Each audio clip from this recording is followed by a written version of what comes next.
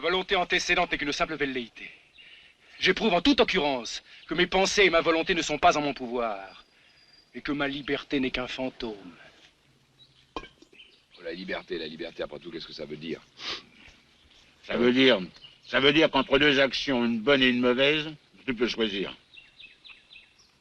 Oui, mais Dieu, il sait tout, non? Alors, s'il choisit l'action mauvaise, il le savait depuis longtemps. Bah, évidemment. Il le savait depuis toujours. Mais comment tu peux dire je suis libre si ce que je vais faire est fixé d'avance? Hein? On appelle ça le libre arbitre. Dieu te donne la grâce pour t'aider à choisir le bien.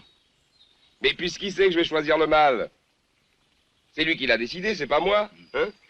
Pourquoi il a décidé que j'allais choisir le mal? Les desseins de Dieu sont impénétrables. Oh. Tiens, regarde.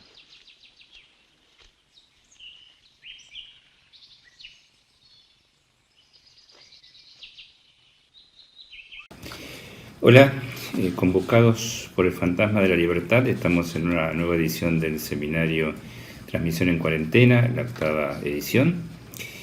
Habrán visto ese breve fragmento de la película de Luis Buñuel, La Vía Láctea, en el cual se plantean en una gran condensación temas como el determinismo y el azar, el libre albedrío, la libertad como fantasma, la relación entre nobles y plebeyos, franceses y españoles. El tema de la libertad como fantasma va a ser retomado por Luis Buñuel años después en su película El fantasma de la libertad, que es el título que da nombre a esta versión del seminario. Buñuel dijo que fue su película favorita y al referirse a ella menciona esta frase que es: el azar todo lo gobierna, la necesidad, lejos de tener la misma pureza, solo viene más tarde. La vez pasada habíamos hablado o veces pasadas del fantasma de transparencia. Ahora, el fantasma de la libertad, ¿de qué se trata? ¿No? ¿Qué es esto de la libertad como fantasma? En el Manifiesto Comunista de Marx y Engels se habla de un espectro o un fantasma recorre Europa, el espectro del fantasma del comunismo. Esta sería una respuesta al fantasma del comunismo, ¿no? El fantasma de la libertad. Ahora, ¿qué es este discurso de la libertad? ¿De qué libertad se trata? ¿De qué puedo ser libre? Este último tiempo, en las entrevistas y sesiones a distancia y en lo que testimoniaron algunos de los colegas que participan de los foros, nos encontramos con varias menciones a estar atrapados, estar encerrados, estar presos, estar bajo la coartación de la libertad de transitar. Bueno, ¿de qué libertad se trata? Tenemos el libre albedrío, como lo decía Buñuel en esta película, la libre circulación, que es lo que está ahora vedado, la libre asociación, la asociación libre del análisis, que por suerte no. Están los libres pensadores, pero también el discurso de la libertad sostiene el liberalismo y el individualismo. Antes de ir a lo que Lacan hablaba sobre el discurso de la libertad, quiero decir que respecto de la circulación, que se encuentra vedada en algunos sentidos, salvo para los que tienen un permiso, el poder de policía es algo que existió siempre y que existe en toda civilización. Y que las coerciones de la libertad de circulación han cambiado en los últimos años de manera drástica. Los que acostumbrábamos a andar por la ruta en auto, recordamos las épocas en que la policía podía detenernos y además de pedir los documentos nos decían que pasamos un semáforo en rojo, que excedimos la velocidad, en fin, las infracciones de tránsito tan frecuentes. Bueno, ahora no, ahora hay cámaras y hay radares, y si la policía nos para es para pedir documentación, pero todo lo que es la vigilancia del movimiento y de las conductas de los conductores en la ruta o en las rutas ha pasado a tercerizarse a manos que no son manos, digamos, a las máquinas, a los ordenadores. Y si cometemos una infracción, nos llegará un email anunciándonos con una linda foto de la patente del auto la infracción que cometimos. De modo que este fantasma de hipervigilancia que se asoma a partir del control necesario de los movimientos de los cuerpos a raíz de la pandemia y el grado de contagio que tiene este virus, es simplemente, o no tan simplemente, un incremento del poder de policía habitual que requiere toda sociedad. Es cierto que cada vez que nos preguntamos por la policía, podemos preguntarnos al servicio de qué prestan el servicio que prestan.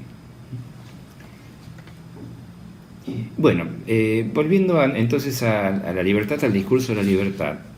¿Qué decía Lacan del discurso de la libertad? Seminario 3, cuestión preliminar, año 56. Quiero que me den cuenta de la cuota exacta de libertad imprescriptible en el estado actual de cosas, e incluso si me respondieran con los derechos del hombre o con el derecho a la felicidad, a poco andar nos percataríamos de que es en cada uno un discurso íntimo, personal, que para nada coincide en algún punto con el discurso del vecino. Luego radicaliza más la posición para plantear que ese discurso sobre la libertad no hay más remedio que calificarlo de delirante, con un concepto de lo real donde el determinismo no es más que una coartada, si se intenta extender su campo al azar. Y ahí habla de Santa Claus, Papá Noel y la psicosis social, ¿no? En donde plantea que no dice que sean lo mismo, sino que están en el mismo lugar el discurso de la libertad y la psicosis social. Lo que quiero subrayar de esto que decía Lacan en aquella época es la relación al azar y al determinismo, y al individualismo. Al individualismo, que es el característico de ese discurso particular de la libertad, que es el liberalismo. Un poco más adelante, cuando Lacan vuelve a referirse a la libertad, lo hace en otros términos que tienen que ver con el azar y el determinismo, porque él va a hablar de Tigé y Automatón, estamos hablando del seminario 11, donde volviendo a hablar de la libertad se refiere a la alienación. Es decir, es interesante que para hablar de libertad plantee la alienación. La alienación la plantea como la libertad de elegir, y aquí tenemos que detenernos un poco. La alienación es la libertad para elegir, pero es una libertad que no es voluntaria, no es de la voluntad consciente, es una elección forzada, inconsciente, y que lo que se elige no es lo que se gana, sino lo que se pierde.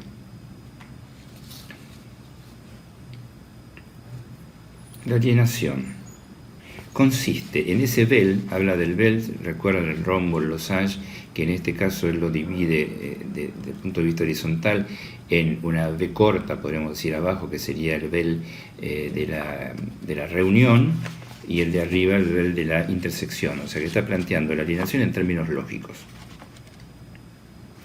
Ese vel que condena al sujeto a solo aparecer en una división, es decir, si aparece de un lado como sentido producido por el significante, del otro aparece como afánisis, como desaparición. Ven ahora seguramente en la pantalla el esquema que Lacan toma de la teoría de conjuntos, un diagrama de Venn, en donde se ve que del lado izquierdo tenemos al sujeto y el ser, del lado derecho tenemos al otro y al sentido, y en el campo de intersección tenemos al sinsentido. Entonces dice: el vel de la alienación se define por una elección, agrego inconsciente, cuyas propiedades depende de que en la reunión uno de los elementos entrañe, que sea cual fuera la elección, su consecuencia será ni lo uno ni lo otro.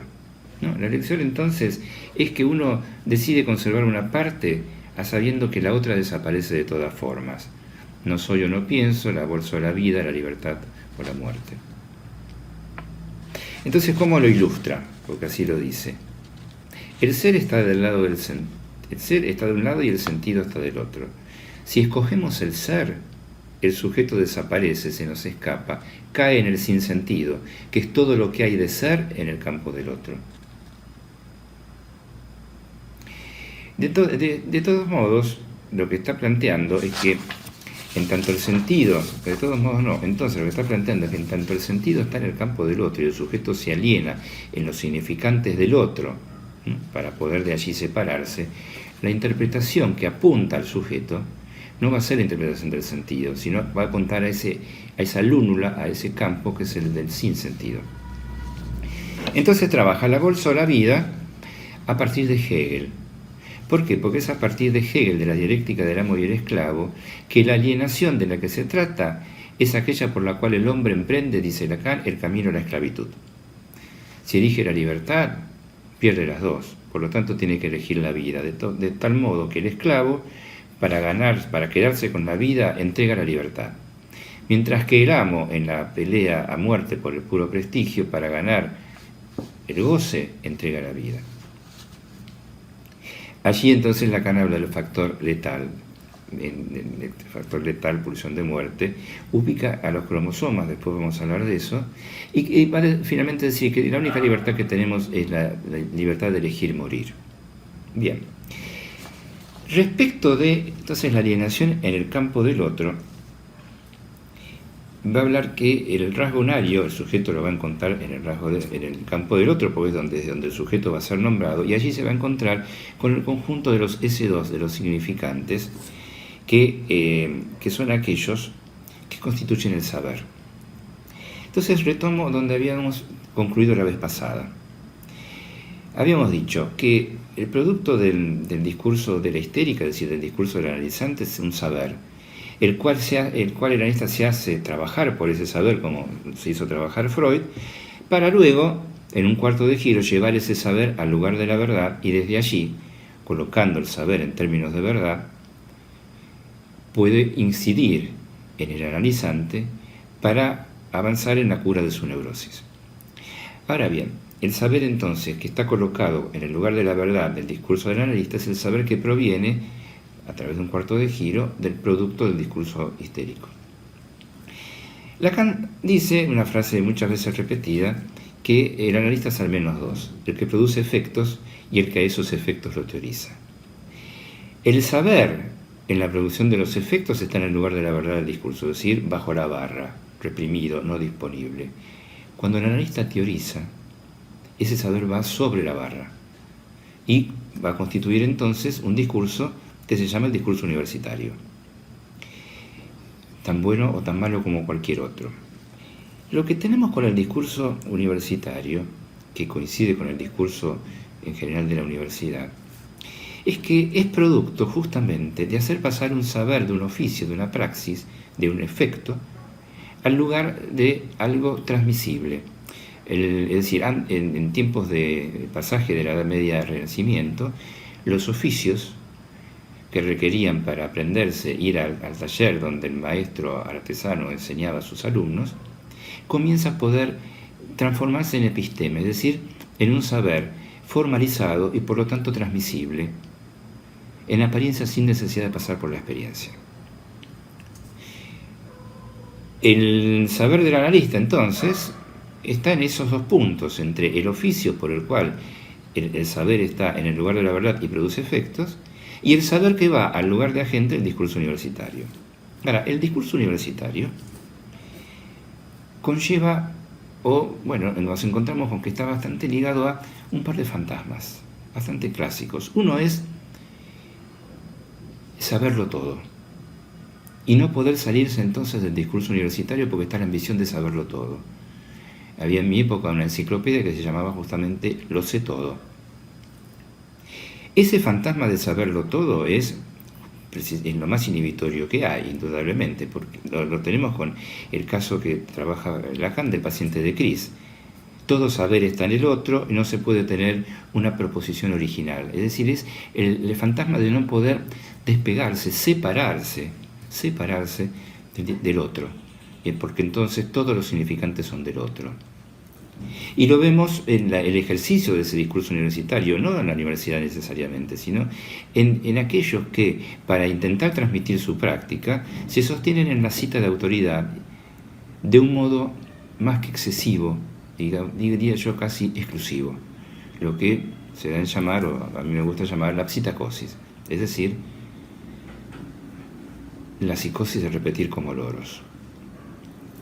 Ese es un fantasma que es bastante inhibitorio para ponerse a estudiar, ¿no? Porque si está el fantasma de que tengo que saberlo todo, bueno, es tan aplastante ese fantasma que se me hace difícil entrar al discurso. Y otro fantasma es el de no necesito de ningún saber que esté en el otro. Yo soy un libre pensador. Es el rechazo a la alienación. Bueno, se puede entrar y se puede salir. Y justamente de lo que tratamos y de lo que hemos encontrado en los foros, precisamente, es que nosotros ¿en qué abrevamos? Abrevamos en la producción del inconsciente de los analizantes. Ese uno que van circulando ahí, que producen saber, son los que nosotros tomamos para hacer avanzar el discurso. Entonces, en el momento en que nosotros nos ubicamos como analizantes de nuestra experiencia, analizantes de nuestra práctica, es decir, en posición analizante hacemos pasar lo que la experiencia nos ha permitido justamente recoger, allí nos salimos del S2, nos salimos del saber constituido, que era lo que les vengo planteando del principio de estas reuniones, que es, no hay especialistas. Parece estar lleno de especialistas en pandemia, en epidemiología, en situaciones de crisis, en traumas, en la psicología de las personalidades y cómo se transforman en el encierro. No. Donde nosotros abrevamos es en lo que escuchamos de la clínica. ¿Y qué escuchamos? ¿Qué nos han transmitido? Bueno, una mujer que tenía miedo de salir, pero finalmente decide salir, y cuando sale ve la ciudad tan devastada, tan distinta, tan irreconocible, que al volver se deprime y tiene este pensamiento, esta fantasía despierta, digamos. Mejor sería no haber salido. Mejor no salir que salir.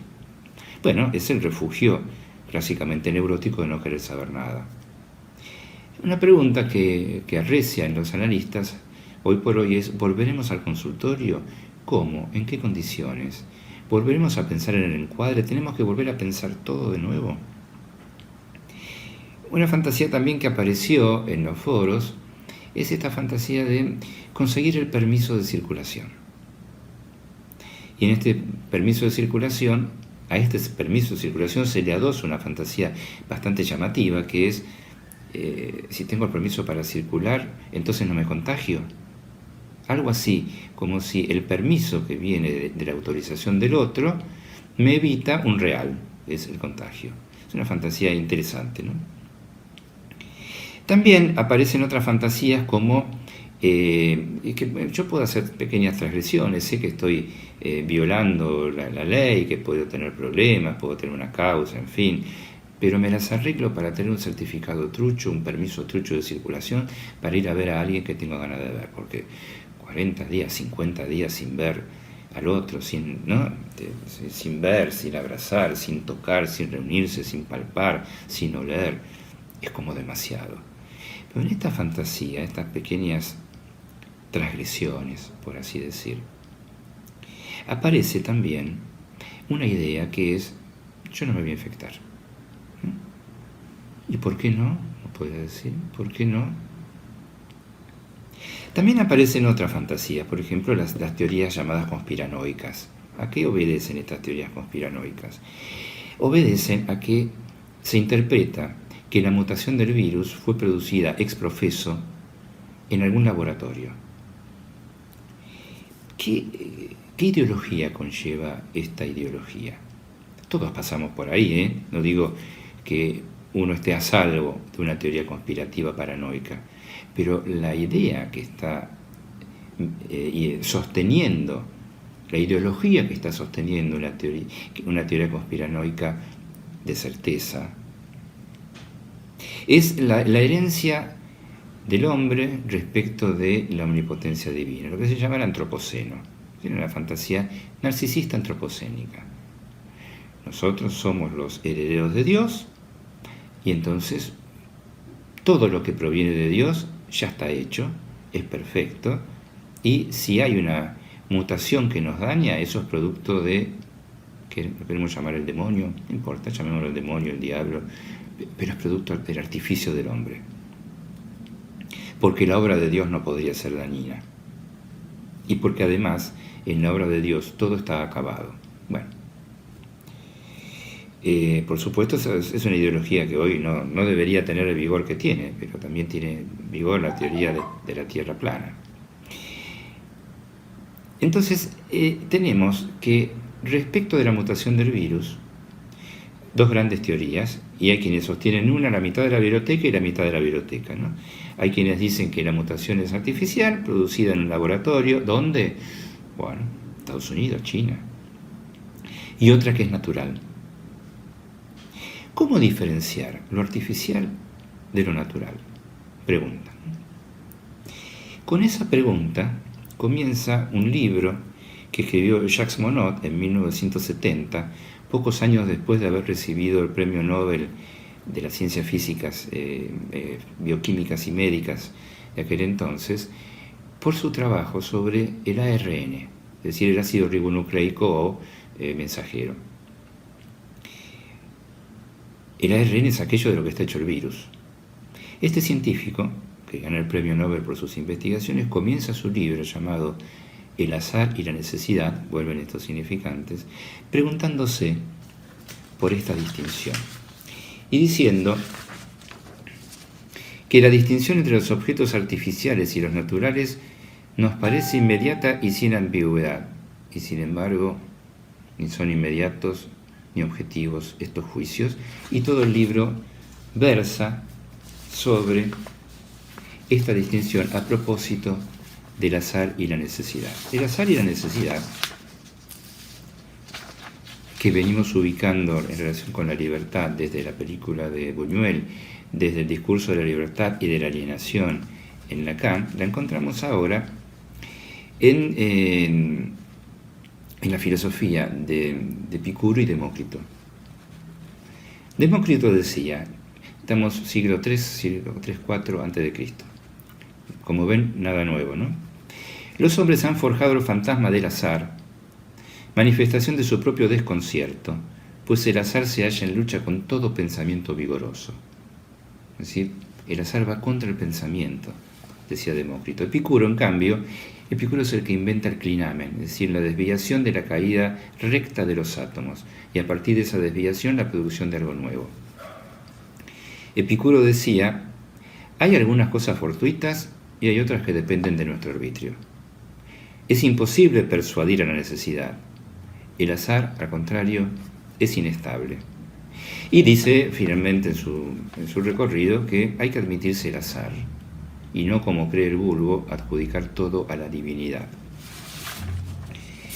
El azar, estoy tomando aquí otro texto, es un término polisémico, puede significar ausencia de fines, es decir, algo ocurre sin ninguna causa final, porque acá está en donde se opone el determinismo. El azar implica que no hay causa final.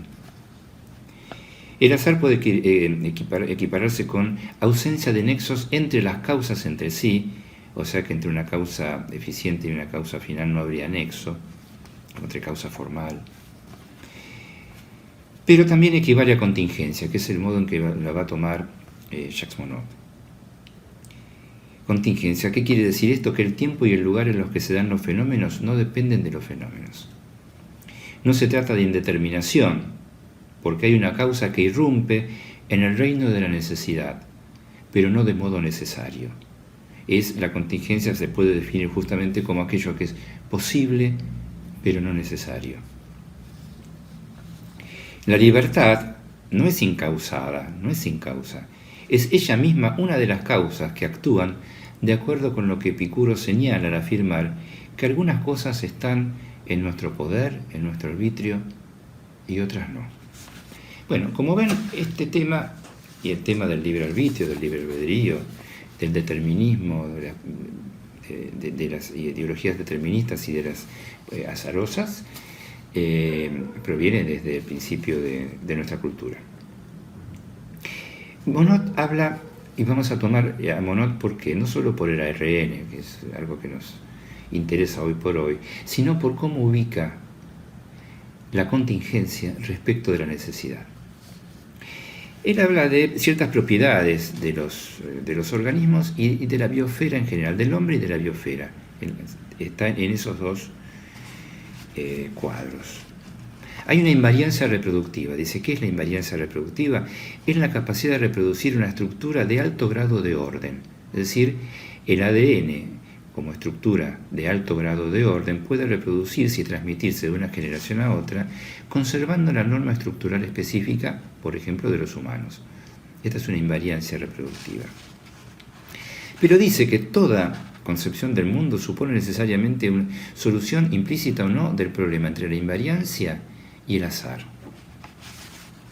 Habla aquí entonces justamente de la ilusión antropocénica, que es que el hombre es el heredero de la omnipotencia divina y entonces logrará hacer una teoría unificada que, fundada sobre un corto número de principios, es decir, de axiomas, dieran cuenta de la realidad entera de la biosfera y del hombre. Es lo que mencionamos la vez pasada como fantasma de transparencia, que proviene desde Laplace, cuando Laplace propone que hay una hiperdeterminación de todo lo que ocurre, y el problema es que no tenemos el conocimiento completo de las determinantes, y que sigue hasta nuestros días, ¿no es cierto?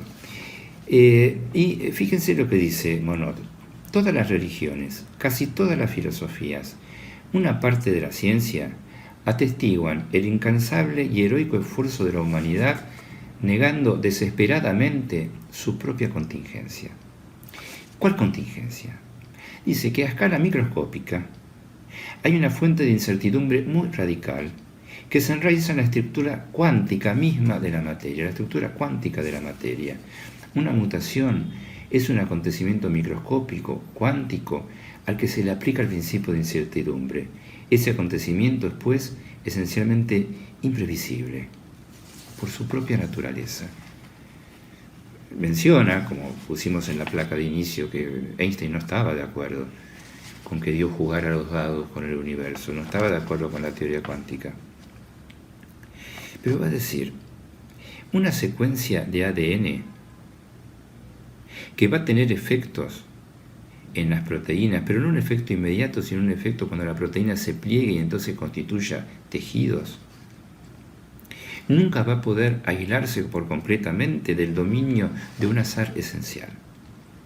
Hay un azar esencial, una indeterminación, una imprevisión, una falta de cálculo, un error en la replicación, que es ineliminable de cualquier teoría sobre las invariantes de la especie, o sea, sobre la evolución. Y sobre, por otra parte, la línea de tiempo. Una vez que eso se establece y se reproduce, no hay vuelta atrás. Pero va a decir, una vez inscripto en la estructura del ADN, el accidente singular y como tal esencialmente imprevisible, va a ser mecánica y fielmente replicado y traducido, es decir, multiplicado y traspuesto a millones o miles de millones de ejemplares. Está hablando de virus, bacterias, humanos. Sacados del reino del puro azar, entran en el de la necesidad de las certidumbres más implacables, porque esa escala macroscópica como organismo que opera. Y va a decir que a muchos espíritus distinguidos de hoy les es imposible aceptar ni comprender que de una fuente de ruido, la selección natural, ella sola, haya sacado todas las músicas de la biosfera. Es decir, la fuente del ruido, el azar, de un pequeño error imposible de calcular o de anticipar. Claro que una vez que opera, los productos del azar operan en el dominio de exigencias rigurosas donde el azar es desterrado. Es decir, del azar pasa a la necesidad. Bien, pasamos entonces del azar a la necesidad. ¿Y en qué nos concierne esto? Lacan va a abandonar, para hablar del azar, los términos tiqué y automatón del seminario 11, para hablar justamente de contingencia y necesidad. En la introducción a la edición alemana del primer volumen de los escritos, año 1973, no me cabe duda que conocía el trabajo de Monod, va a hablar de lo incalculable. ¿No? ¿Lo incalculable de qué? De la interpretación del analista. Dice así, vamos a ir terminando con este tema. No es porque el sentido de su interpretación tuvo efectos que los analistas estén en lo verdadero, puesto que aunque fuera justa, los efectos son incalculables. Ella, la interpretación, no testimonia de ningún saber, porque al tomarlo en su definición clásica, el saber se asegura por una posible previsión. El saber permite prever algo, anticipar algo, calcular algo. Lo que ellos tienen que saber, los analistas, dice Lacan, es que hay un saber que no calcula, pero no por ello deja de trabajar para el goce. ¿Cuál es el saber que no calcula? El inconsciente, dice Freud. No piensa, no juzga, no calcula, se limita a transformar. Lo que no puede escribirse es el sentido, lo que no puede escribirse del trabajo del inconsciente es el sentido por el cual la lingüística ha fundado su objeto al aislarlo, el significante. Y ahí, dice Lacan, en relación con el significante, es el único punto por el cual el discurso analítico tiene que enraizarse con la ciencia. Pero, si el inconsciente testimonia de un real que le es propio, el real del inconsciente no es el real de la ciencia, ahí está inversamente nuestra chance de elucidar cómo el lenguaje vehicula el número real con el que se elabora la ciencia, porque dice que el inconsciente lo que hace es cifrar, y que esa cifra que se descifra, dice, finalmente un desciframiento, no asegura la resolución de nada. Bueno, un problema técnico hizo que se interrumpiera cuando hablaba del tema del desciframiento. Y entonces volvamos a que el punto en donde estábamos es que el único punto por el cual el discurso analítico tiene que enraizarse sobre la ciencia es la cuestión del significante. Ahora, nuestra chance de elucidar cómo el lenguaje vehicula en el número lo real con el que se elabora la ciencia lo va a ubicar en la contingencia y en lo necesario, o sea, en la necesidad de lo necesario. Él va a plantear lo que no cesa de escribirse como la necesidad. Es decir, lo recordamos cuando él escribe las fórmulas de cuánticas de la sexuación, ubica lo necesario en la existencia de uno que diga que no. No cesa de escribirse. Esa es la necesidad. ¿Cómo no considerar, termina el artículo, cómo no considerar que la contingencia o lo que cesa de no escribirse, cómo no considerar que sea por donde la imposibilidad se demuestra? ¿No? La imposibilidad, recuerden, es lo que no cesa de no escribirse. Eso es lo que traía la vez pasada respecto de la lluvia de significantes que cae de lo que no cesa de no escribirse, inscribiéndose como contingente. Y que por ahí se atestigue que un real sea transmisible por la fuga a la que responde todo discurso. Él había comenzado este escrito hablando de que todo discurso es como un tonel que tiene una fuga, no se completa nunca. Pero lo que importa es que ese saber, ese real, sea transmisible, ese real de la contingencia. ¿Y dónde encontramos ese real de la contingencia? No solo en los análisis, digamos que cada formación del inconsciente es justamente una caída de significantes de lo que no cesa de no escribirse, y que como contingencia, es decir, como el azar, fuerza lo necesario, también lo encontramos en la extensión. En la intervención en el Congreso de la Grande Motte en el 73, muy pocos días después de enviar para la publicación el texto para la edición alemana, dice, está la contingencia.